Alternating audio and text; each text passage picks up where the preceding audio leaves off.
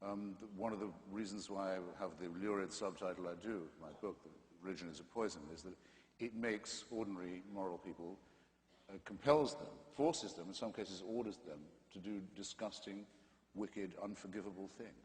There's no expiation for the generations of misery and suffering that religion has inflicted in this way and continues to inflict, and I still haven't heard enough apology for it. Rabbi, you want to do that?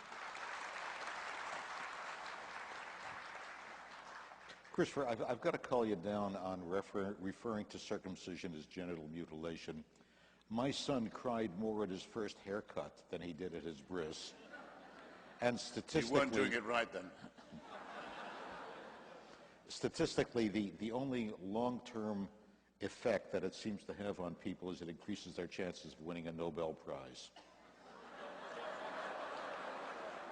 I can't find the compulsory mutilation of the genitals of children a subject for humor in that way, or flippancy in that way.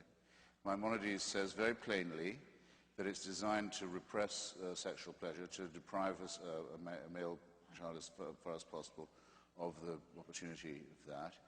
The full excision, not just the snip or the full mandatory covenant is fantastically painful, leads to trauma, leads to the dulling of the sexual relationship, and can be in itself life-threatening at that moment. We have the records, I can show them to you, of hundreds and hundreds and hundreds in the United States, boy babies who've died or had life-threatening infections as a result of this disgusting practice. That a person as humane as yourself can sit here and think of that as a fit subject for humor shows what I mean. Religion makes morally normal people say and do disgusting and wicked things, and you've just proved my point for me.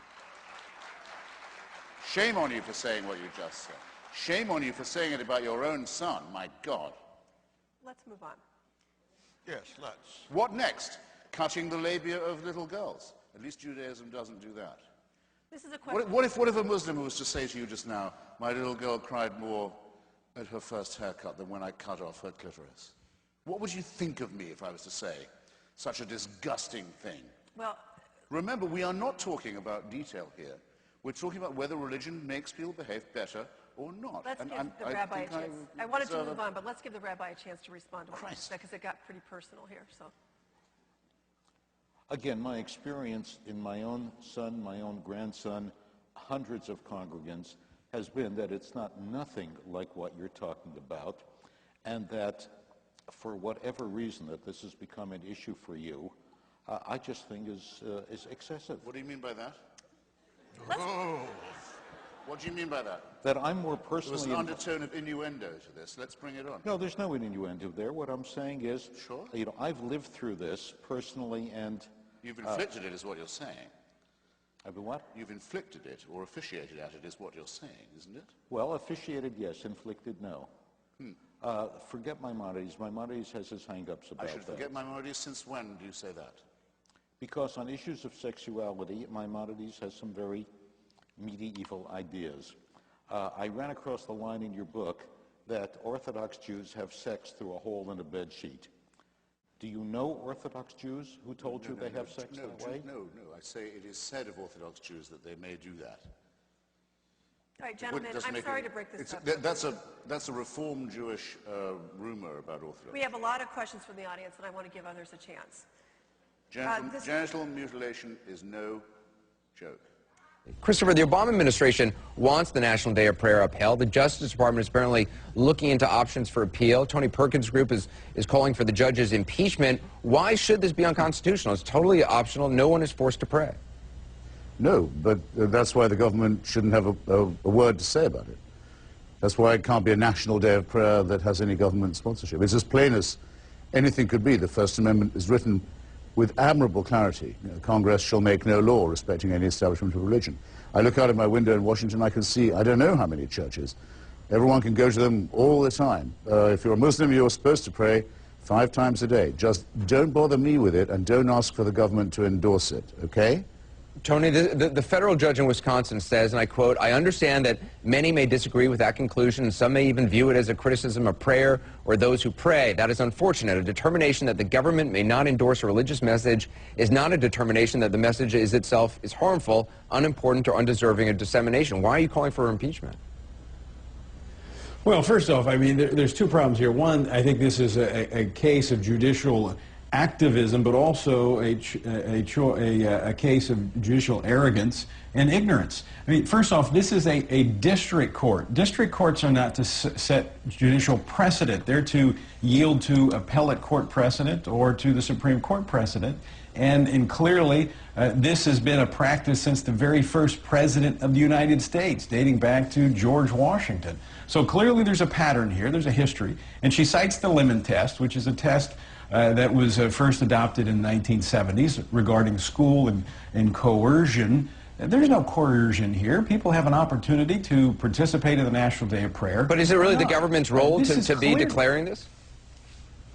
I mean, people can pray, as Christopher said, all the time. Done it from the very beginning. Look. Well, I think there's actually a secular purpose here, and that's why I think it goes all the way back to the founders. Even some that Chris has written about, such as Madison, who later, some writings later described him as not being supportive of these calls for prayer. But I think there is a secular purpose because it unites the nation, especially in times of trouble, times of economic downturn, times of war.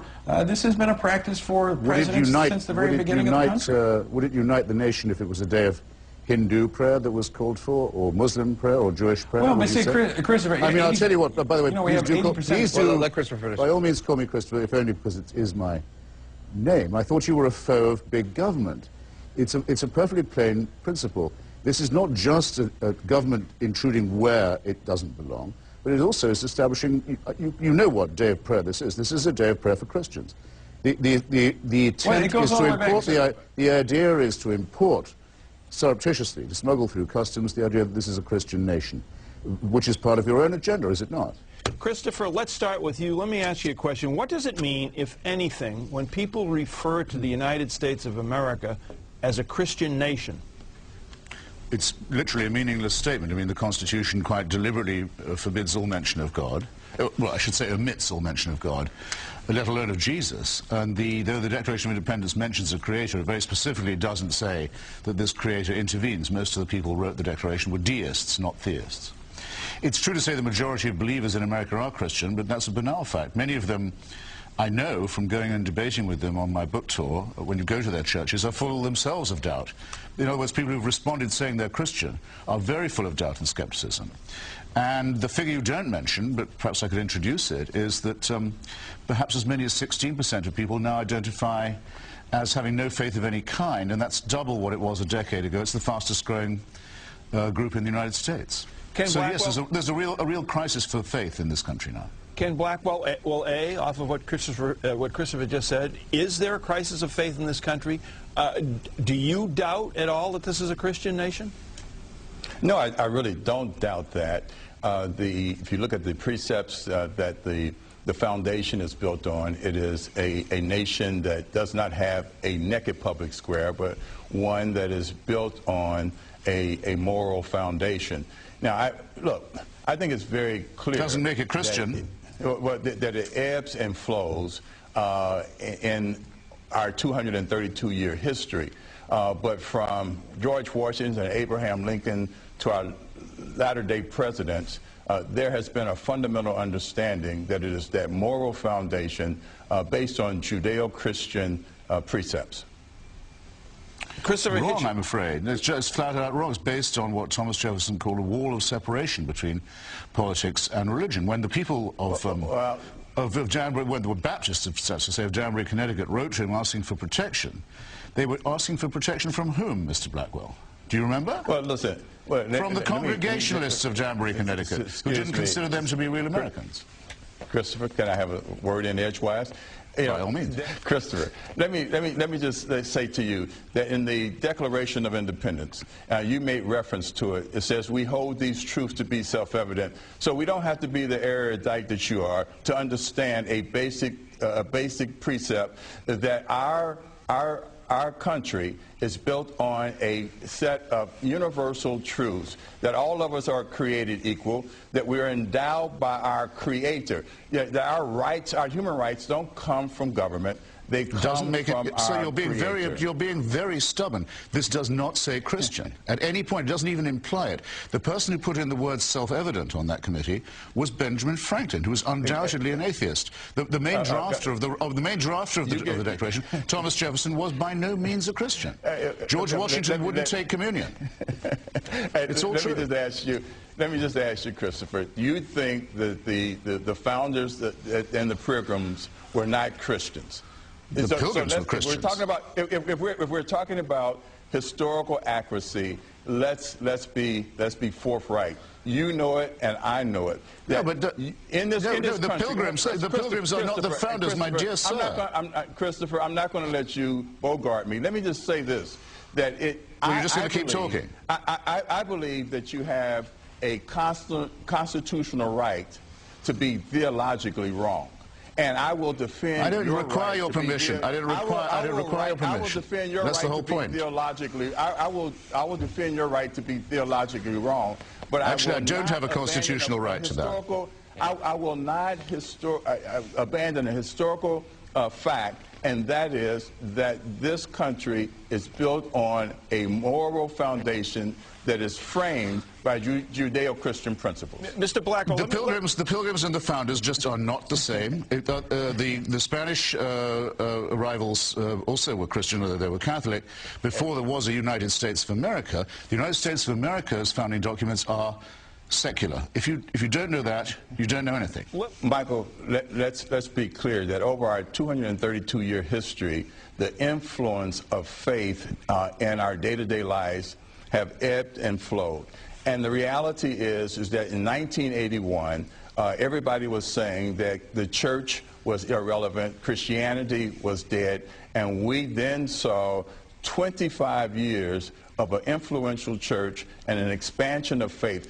This country of ours... Name one person who said that in 1981. Excuse me. This country Name one person who said that in 1981. And aren't you going to have even a shot at answering the question? Excuse me.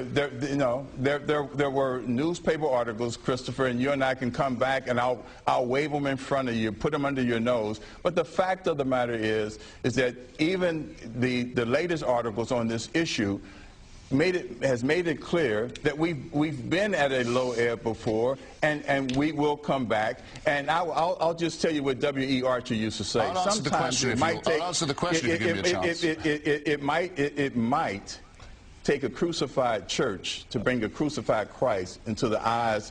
Into the view of the eyes of the world. Okay, so don't tell me that last just word, because we're in a struggle. Okay.